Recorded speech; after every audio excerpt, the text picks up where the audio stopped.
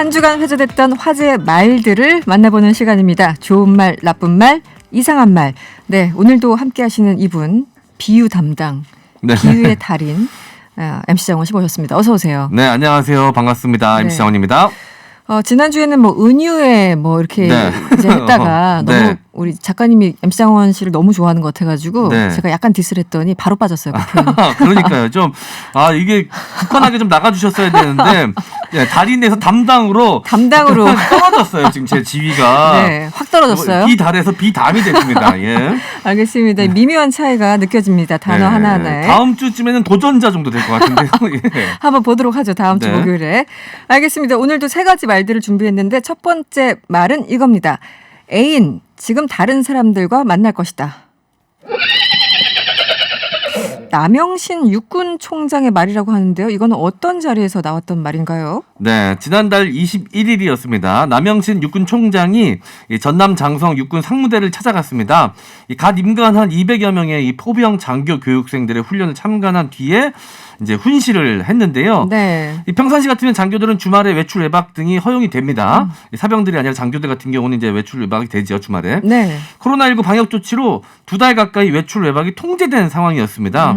그래서 이 남 총장도 장교들에게 3월부터 외출 외박을 못 나가는 것을 미안하게 생각한다. 수료하고 6월에 자대 가기 전에 잠깐이라도 이 휴가를 가질 수 있도록 하겠다라는 취지로 이야기를 했었는데요. 여기까지 아무 문제 없어요. 예, 여기까지 너무 좋죠. 네네. 그런데 꼭 이 한마디를 보태시면서 문제가 생깁니다. 무슨 지난주였나요? 조영남 씨도 그랬잖아요. 네. 시작은 좋았는데 뒷이야기들이 다 문제가 됐는데 자, 이 문제는 훈시를 마무리하면서 이 네. 남 총장이 이 장교들에게 여자친구, 남자친구 있는 소위들이 많을 것이라면서 여러분들 여기서 못 나가고 있을 때 여러분들 여자친구, 남자친구는 다른 사람을 만나고 있을 거다.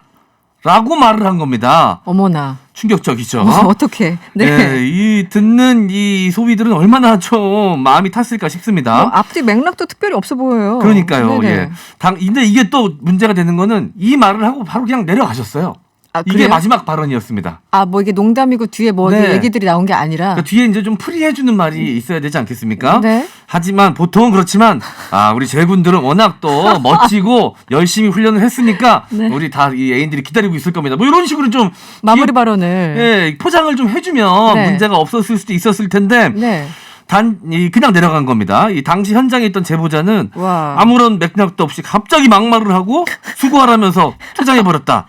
처음에는 모두 귀를 의심했고 훈시가 끝난 뒤 분노했다라고 이제 당시의 분위기를 전했는데요. 네. 이 남 총장의 발언이 논란이 되고 이제 언론 보도가 계속해서 나가자 문자 메시지를 통해 보낸 사과문에서 신임 장교들의 경직된 마음을 좀 다독이고 긴장감을 풀어주기 위해서 친구를 예로 든 적절하지 못한 표현이 언급됐다라고 해명을 했습니다. 저 이 총장님 개인적으로 좀 만나보고 싶네요. 네. 이게 어떻게 설명이 되는 그러니까요. 건지. 그런데 이게 무슨 허무개그도 아니고 사석도 아니고 네. 공식적인 자리에서 하필이면 마무리 발언으로 네. 어떻게 봐야 됩니까? 예, 그러니까 이 지금 들으시는 청취자분들도 너무 황당하실 것 같고 네네. 또 자녀를 군대에 보내신 분들이 혹시라도 청취자분들 계신다면 네. 같이 마음 좀 아파하실 것 같은데 이렇게 좀 그 시대의 흐름을 읽지 못하고 구시대적인 발상이나 발언을 여과 없이 그냥 드러내시는 윗분들이 네. 종종 계십니다. 시대의 흐름까지 갈 것도 아니고 지금 그렇죠, 경직된 마음을 다독인다고 했는데 네. 화를 예. 분노를 끓게 하는 그러니까요. 그런 제가 이제 발언이었잖아요. 지금. 과거에 이제 관공서나 뭐 여러 네. 가지 행사를 좀 사회 보러 가면 네네. 종종 이렇게 윗분들이 나오셔가지고 최고 책임자나 최고 지휘 책임자분들이 나오셔서 네. 이렇게 좀 분위기를 경색되게 만드는 발언이나 농담을 하시는 분들이 네. 수월치 않게 좀 있습니다. 네. 많이 네. 보셨군요. 많이 봤습니다. 제 뭐 경험을 좀 말씀드리자면 네네. 관객들이 거의 대부분 20, 30대 이제 미혼 여성들이 관객들로 많이 있는 행사장이었는데 네, 뭐 어떤 기업의 뭐 행사였나 네, 봐요. 맞습니다. 근데 네. 이제 직원분들이 거의 여성분이셨어요. 네네. 근데 그 시의 시장님이 오셨어요. 그래서 이제 이야기 하신다고 연단에 올라가서 여성 정책에 대해서 막 우리 시의 여성 정책에 대해서 막 얘기하셨어요. 너무 네. 좋았죠. 네네. 그러면서 이제 출산 장려 정책이 우리 시가 잘 돼 있다. 한 명 낳으면 얼마고, 2명 낳으면 얼마고, 3명 낳으면 얼마고, 뭐 이런 것들 설명하시는 거예요. 여기까지는 좋았는데, 네. 자, 너무 잘 돼 있습니다. 여러분들 결혼 안 하고 낳으셔도 드립니다. 뭐 이런 발언을 하신 거예요. 결혼 안 하고 나오셔도. 네, 근데 너무 당연한 이야기인데 네, 네, 네. 농담으로 할 이야기는 아니잖아요. 그렇죠. 네. 그래서 근데 거기는 여성분들이 이게 무슨 선심 쓰는 것도 아니고. 그러니까요. 네. 그래서 굉장히 경직되는 게 사회자로서 전 느껴졌던 순간이 있어서 진땀을 흘렸던 기억이 나는데 분위기 쌓여지는데 또 거기서 사회를 보셔야 되니까 네, 얼마나 그래서 답답했겠어요. 그땐 제가 이제 사회자로 있으니까 어떻게든 무마를 시키려고 이제 막 발언들을 좀 했었는데 뒤에 이어서 네. 이제 최고 책임자가 육군 총장이면 뒤에 누가 말을 붙일 수 있겠습니까? 사회자도 없었을 거고 그래서 저 같은 사회자들이 필요한 겁니다. 네, 그래서 네, 많이 그대로- 불러주세요. 제 청부보를 한 건 아니고요. 그 경직된 상태에서 그 행사가 그냥 마무리가 됐다라는 겁니다. 예. 그렇죠. 총장님 말씀하셨는데 이제 총장님 말씀 잘못하셨어요. 누가 손들고 나갈 것이며. 그러니까요. 그래서 조금 참 난해한 순간이었군요. 네. 알겠습니다. 총장님 그 훈시는 짧게 네. 즐거운 마음으로 짧게 그리고 하고 이제 가시는 게 농담이 좋습니다. 체질상 안 맞는 분들이 계세요. 근데 계속 고지고대로 하시려고 도전하시거든요. 네, 네. 아예 안 하시는 게 좋다. 차라리. 그런 분들은. 네. 알겠습니다. 네, 두 번째 말로 넘어가 볼까요? 복당이 히말라야 길이다. 네.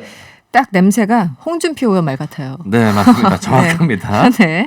예, 설명 좀 드릴까요? 네네. 지난 3일 이제 무소속 홍준표 의원이 본인의 SNS에 노마 지지의 역량이 필요한 때라면서 자신을 이제 늙은 말에 비유를 한 겁니다. 네. 그러면서 이 복당의 필요성을 암시했는데요. 이 노마 지지의 뜻을 좀 설명드리자면 네.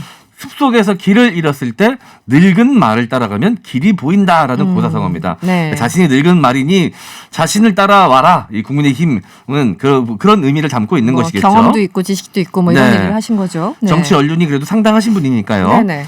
네, 그러면서 기세등등하던 현 정권이 저물고 있다.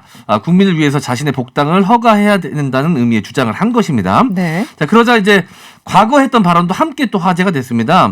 과거에 히말라야 등굣길에 자신의 복당을 비유한 글이 이제 회자가 된 것인데요. 네. 지난해 12월이었습니다. 자신의 SNS에 히말라야 오지 학생들이 일주일 이상 산 넘고 강 건너 어렵게 학교 가는 길을 다큐멘터리로 본 일이 있다라면서 네. 내 집으로 돌아가는 길이 이렇게 험난할 줄 미처 몰랐다라고 한탄을 했던 글 내용도 함께 화제가 됐습니다. 네. 그 비유가 마치 예언처럼 돼서 지금 1년 넘도록 복당을 못하고 계신 거잖아요. 그러네요. 네. 예, 홍 의원은 지난 3월 이제 당 지도부가 그 험지 요구를 출마를 요구하자 그만 희생하고 싶다라면서 거절하고 네. 이제 탈당을 하지 않았습니까? 네, 네. 이후 이제 같은 요구를 뿌리치고 탈당한 권성동, 김태호 의원은 이제 복당을 했는데 여전히 이제 홍 의원은 무소속인 상태입니다. 네.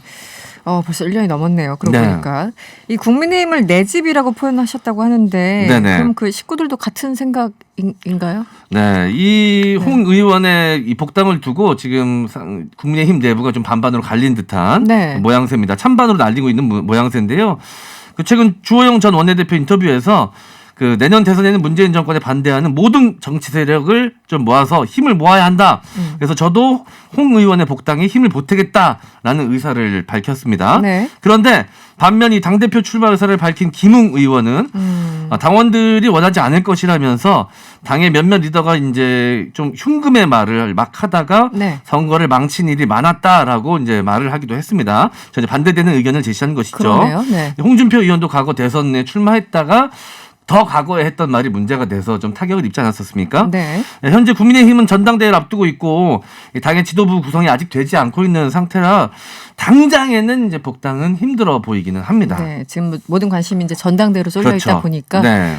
그렇군요. 이게 또 지역에 따라 그리고 선수에 따라서도 네. 이제 홍준표 의원을 바라보는 시선들이 너무 엇갈려서 쉽지만은 않아 보입니다. 네. 9012번님 문자 주셨는데 홍 의원 복당뿐만 아니라 윤석열 전 총장, 안철수 대표 다 받아들이고 경쟁을 해야지만 다음번 정권 교체 희망이 있습니다. 이렇게 네. 문자를 함께 주셨습니다.